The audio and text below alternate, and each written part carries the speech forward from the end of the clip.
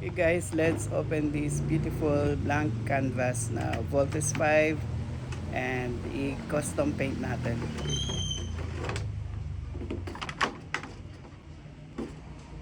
Look at that. Ang ganda ng details. Sarap i-custom paint nito. It's not fully posable but it's a beautiful work of art. Look at those details. This is a very beautiful rendition of Voltes 5 Legacy. Guwapo. Ganda ng details. I hope we could bring justice into custom painting this one at hindi natin ma-murder yung kanyang beauty. We're going to use Silver Nico for base paint.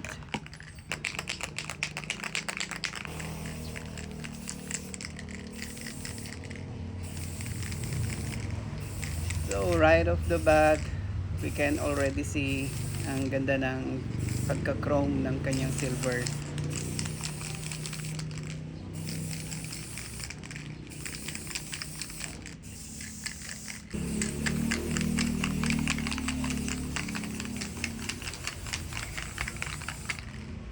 I really love the Nico Silver Chrome, and yeah, it's beautiful and it's affordable. And guys, this is one of our weekend projects. It's good to have these kinds of projects from time to time so you won't get insane.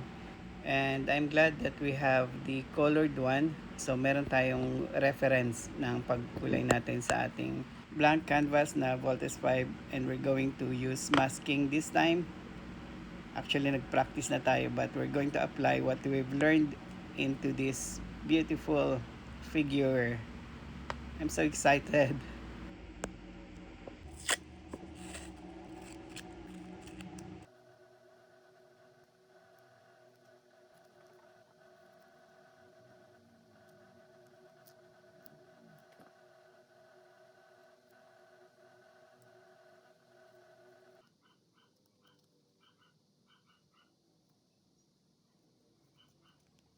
So actually, we also have another Voltes 5 figure that we can use as a reference dito sa ating project.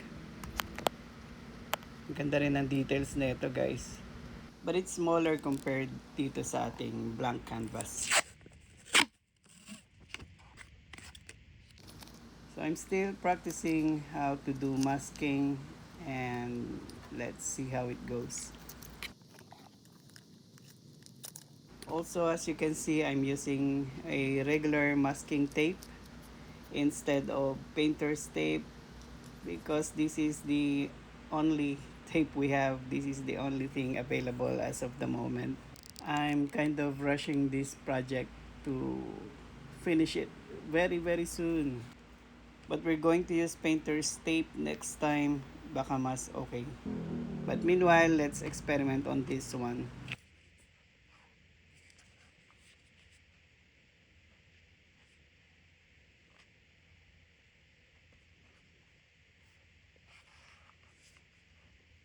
I like this Nico Honda Red. I use this sa ating Hot Wheels and we're going to use it this time dito sa ating Vortex 5.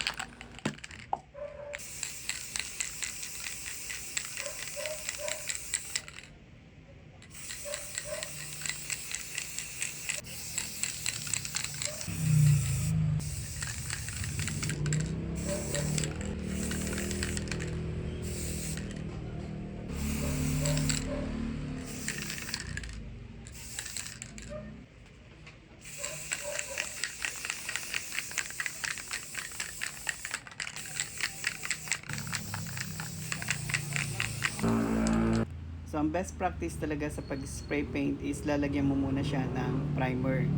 But for this project, I'm glad na medyo nag-stick out yung silver chrome paint na ginawa nating pinaka base paint. At least nagmukha siyang metal kahit papano.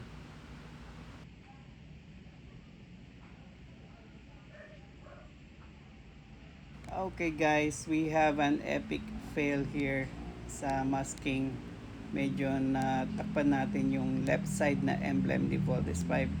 And we're going to fix it. Ganyan lang kadali. Hope it works.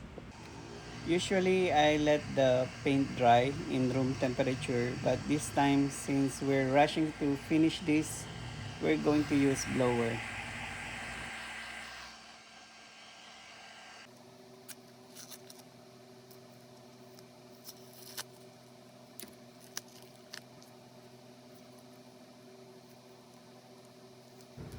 Okay, may mga napipeel off tayo na mga silver paint. It's not supposed to be that way. Maybe kung painter's tape ang gamit natin, mas malinis. But for this project, since I plan to make it look like weathered, so that is totally fine.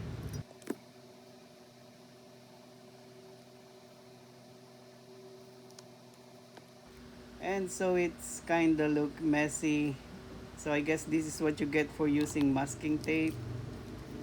And we're going to use painter's tape next time. And let's see how it goes. Compare natin yung result.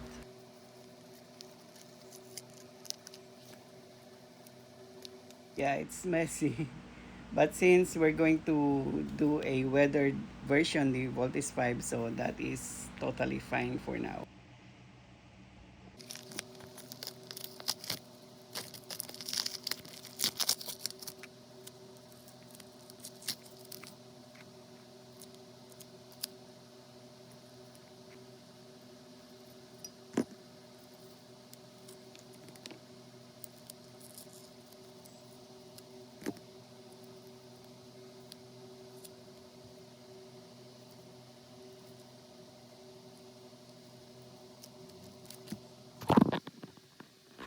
And yeah, definitely I guess next time we're going to use painter's tape.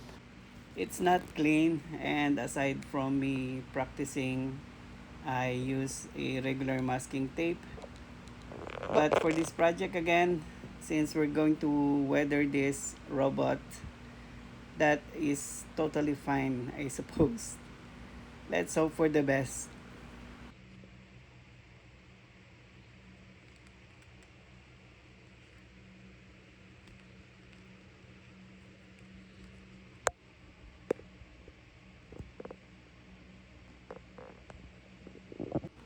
Unfortunately, we could not find painter's tape.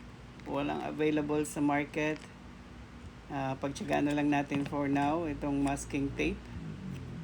And let's cross our fingers that this is going to work. So medyo kasi nirarush natin na matapos na itong ating custom painted na Voltes 5. Medyo malapit-lapit na tayo sa deadline.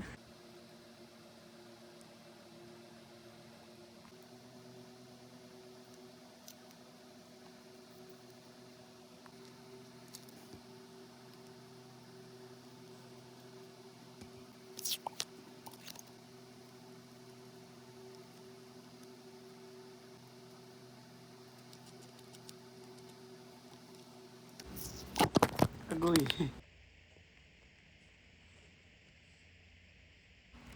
And so we're going to paint the blue parts this time. And as you can see, ginamitan natin ng bond paper yung ibang portion para maiwasan natin yung pag-stick ng silver chrome.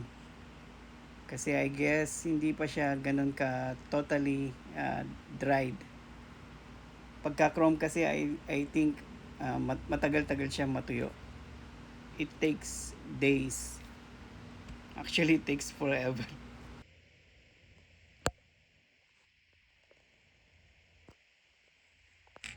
So we're going to use Nico Spray Honda Blue this time.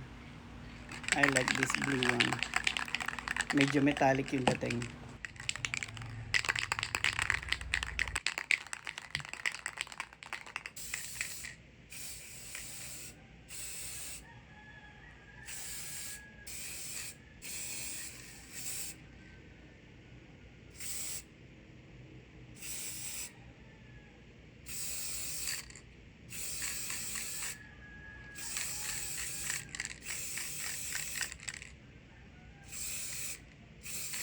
guys, walang tulugan ito.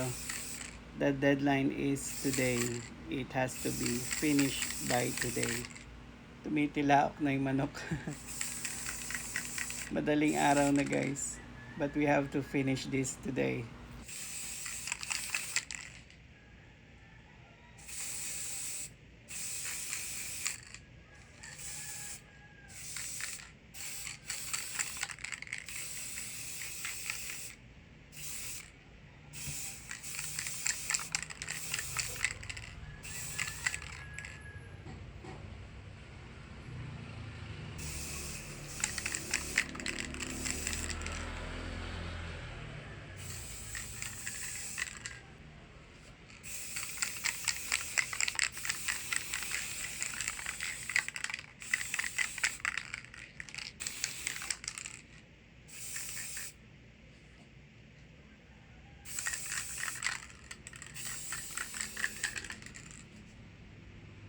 So to be honest, I think ang paglagay natin ng silver chrome na base paint, it kind of works. Nagmukha siyang metallic. What do you think guys? So yeah, let's peel the mask off and let's see how it goes.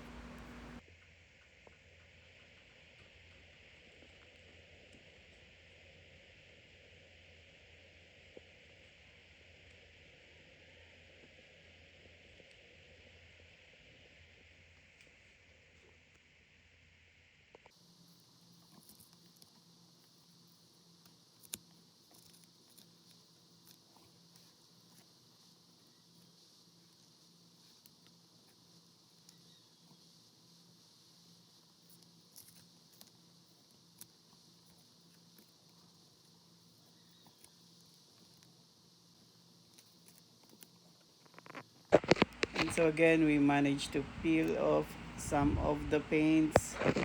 But I suppose this is what they call a happy accident since we plan to make this a weathered version ni Voltes 5. Yeah, it kinda looks messy. It doesn't supposed to look this way. But for this project, I guess this paint peeling could work in our advantage.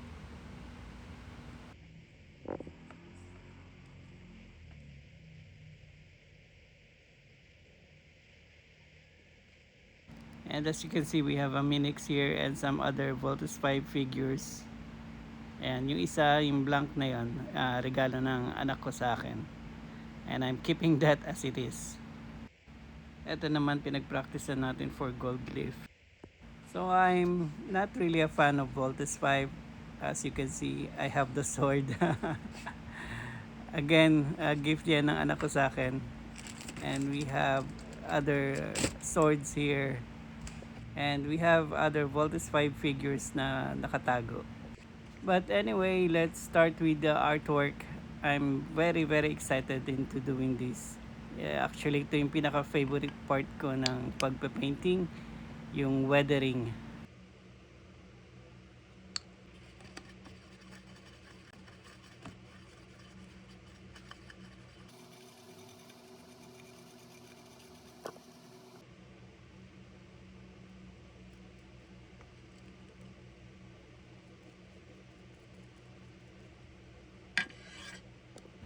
So yung mga technique na to natutunan ko sa pagnood kay Adam Savage, and I think dry brushing ang tawag niya dito.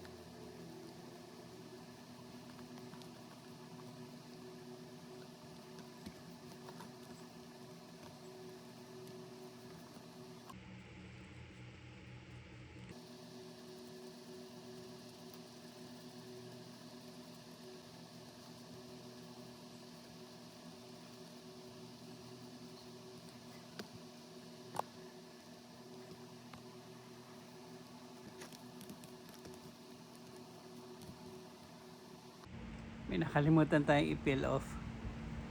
Yung sa bandang cockpit ni Steve.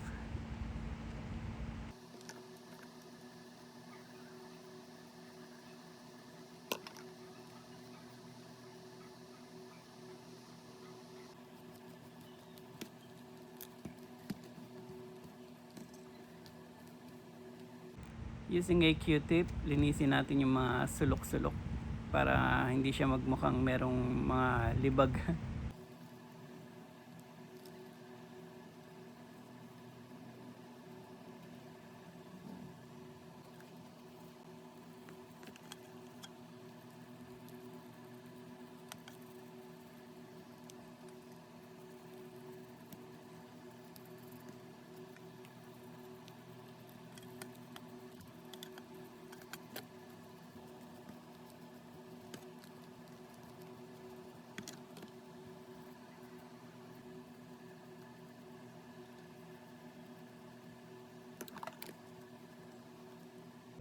Okay, so far I'm very happy with the result.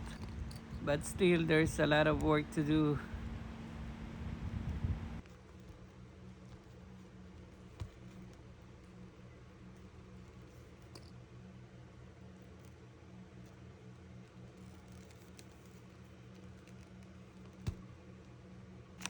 So there's one thing na natutunan ko sa pag-weathering is ang paggamit nitong wet tissue para malagyan natin ng highlights, ma-define natin at magmukhang 3D yung ating painting at hindi siya magmukhang flat.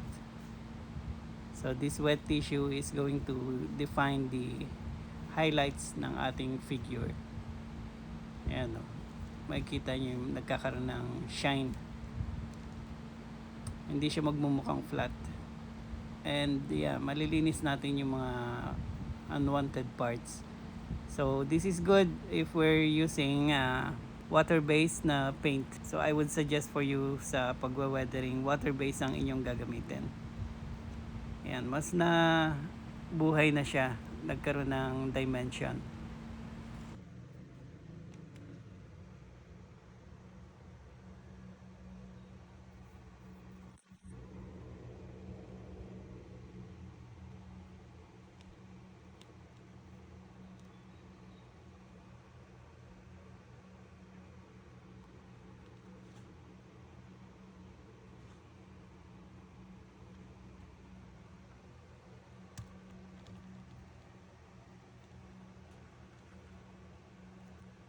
So now I'm thinking for the yellow parts ni Voltes 5 if we're going to use gold or just yellow. But I'm quite afraid na hindi tayo aabot sa deadline kapag gold paint ang ginamit natin. So I suppose we're just going to use this acrylic color.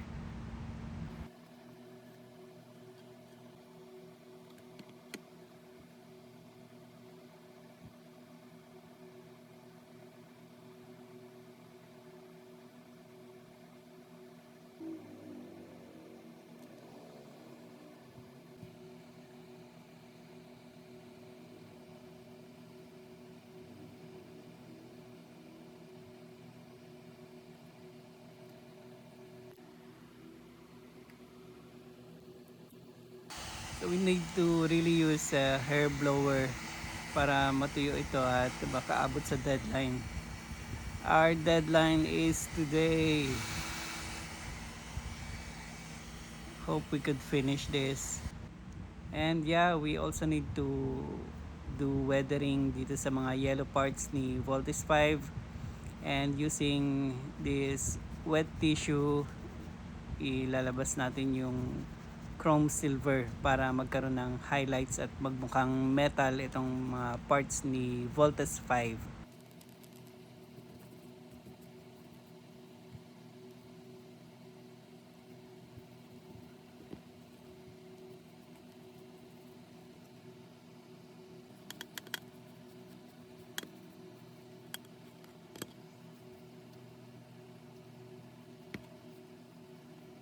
So yeah, I'm happy with the result, but still there's a lot of work to do.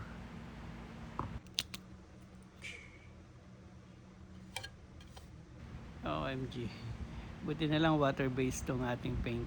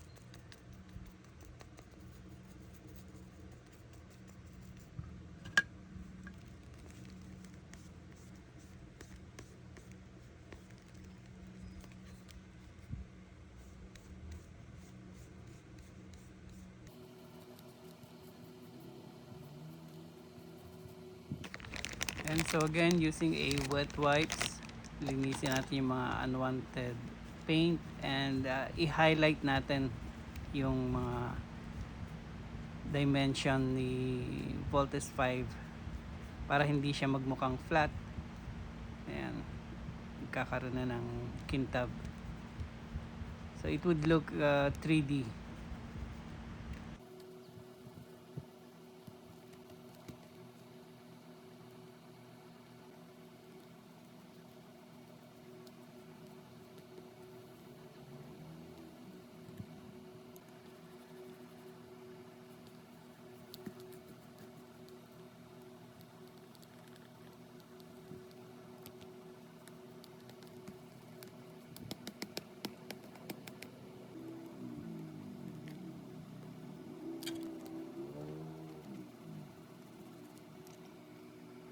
So ang kagandahan ng pag-apply ng black paint sa weathering ayan, na-define yung details.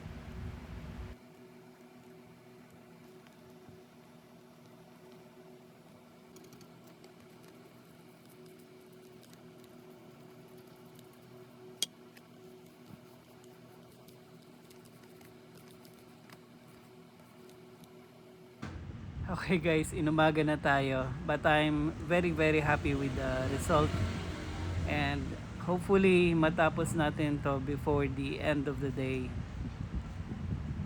Ang pinaka final touch natin dito is kukulayan na natin ng black yung mga wheels ni Voltes 5. And I've learned a lot about masking and weathering in this project and sana may natutunan din kayo. And please like and subscribe if you want more contents like this.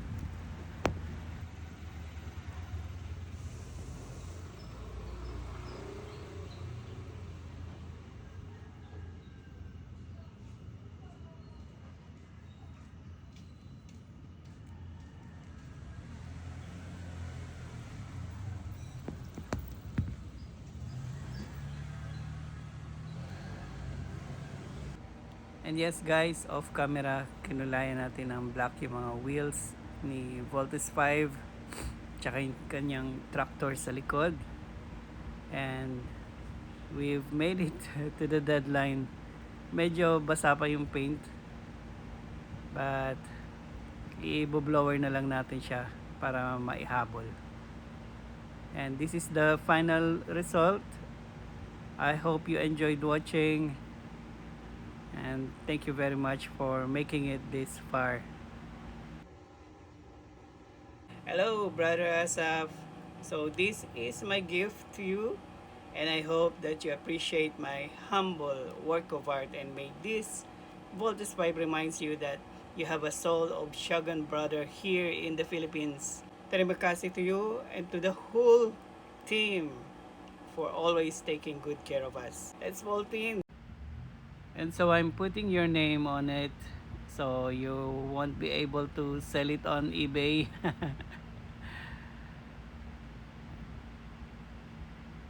That's my best attempt to write your name, and then yeah, hope it works. I'm going to sign on the other side.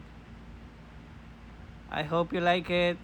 Advance Merry Christmas to you and Terry Makasi.